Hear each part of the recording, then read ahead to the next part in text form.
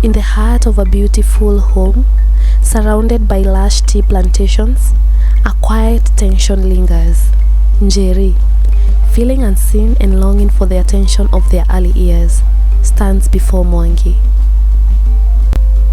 Njeri being emotional and sincere, she states, "Mwangi, my husband, I know you work hard and I see how much you provide for us, but lately I don't feel seen anymore. I miss how you used to look at me, how you used to check in on me. I have everything I need, but I don't feel cherished. I want to feel chosen again." Mwangi being defensive, he states, "Njeri, my wife, I wake up every day trying to give you a good life. I make sure our home is comfortable and that you lack nothing. So when you say you feel unwanted, I don't understand. Isn't providing everything proof of my love?" In these words, we find the heart of many marriages, a misunderstanding of love and attention. Both are speaking from their own truths. Both are longing for connection. As the conversation unfolds, it's not about who is right or wrong, but about rediscovering each other. It's about understanding that love isn't just in the provision, but in the presence, the attention, and the small everyday moments. Here is the story of Njeri and Mwangi.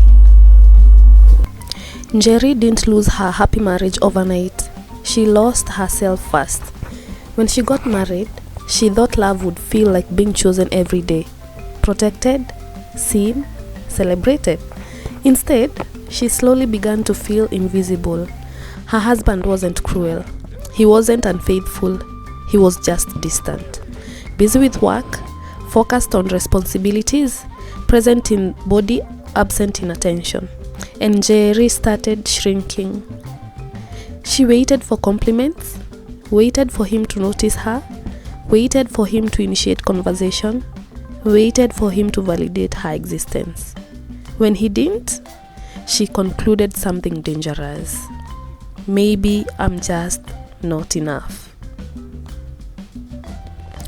And once that thought settled in, everything changed. She stopped caring about her dreams, stopped pursuing her purpose, stopped dressing up. Who am I dressing for anyway? Stopped doing her hair the way he used to.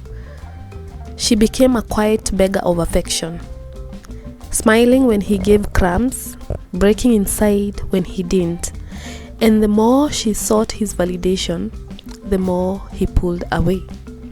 Not because he hated her, but because insecurity has a way of draining the room. They lived together, but she felt worthless.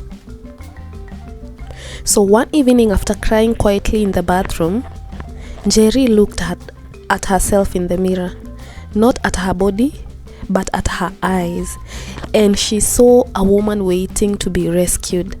That night, she asked herself a hard question. If he never changes, will I keep disappearing?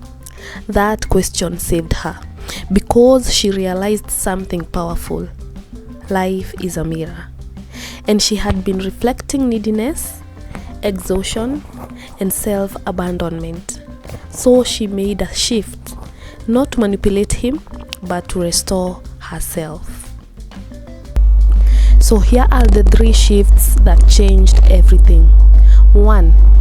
She made self-care sacred, not for Instagram, not to compete, not to provoke jealousy, but because she deserved to feel alive. She started exercising again, doing her hair with intention, wearing clothes that made her feel confident, sleeping better, eating better, and something shifted. When she looked good, she felt good. When she felt good, she carried herself differently. Her energy changed. And people, including her husband, noticed, not because she tried harder, but because she stopped neglecting herself. On her second shift, she healed her need for external validation. Njeri realized her constant need for reassurance didn't start in marriage. It started in childhood. She had grown up trying to earn love, trying to impress, trying to be good enough. So marriage became another stage where she performed for affection. But this time, she chose healing. She stopped asking, "Do you love me?" and started affirming, "I am lovable."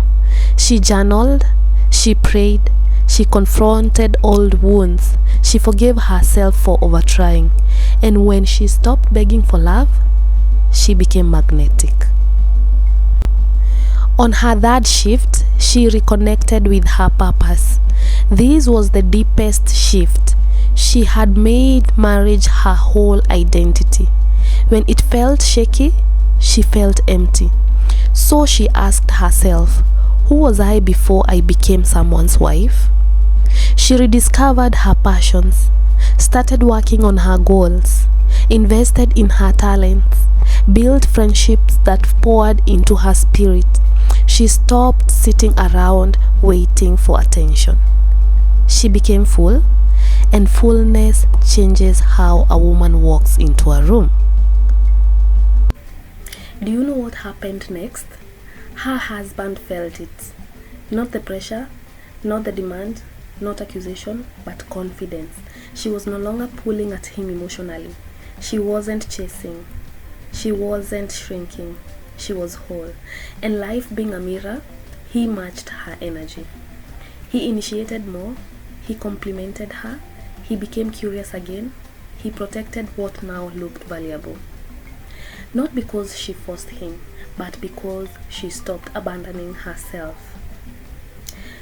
Their marriage became better than it had ever been, not because she begged harder, but because she grew stronger. This is a gentle reminder to you. If you feel unseen in your marriage, the first person you must stop ignoring is yourself.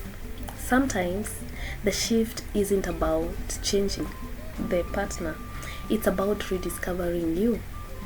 And when you become whole again, everything around you responds differently. Welcome to Marriage Works Untold Stories, where healing yourself might be the breakthrough your marriage needed.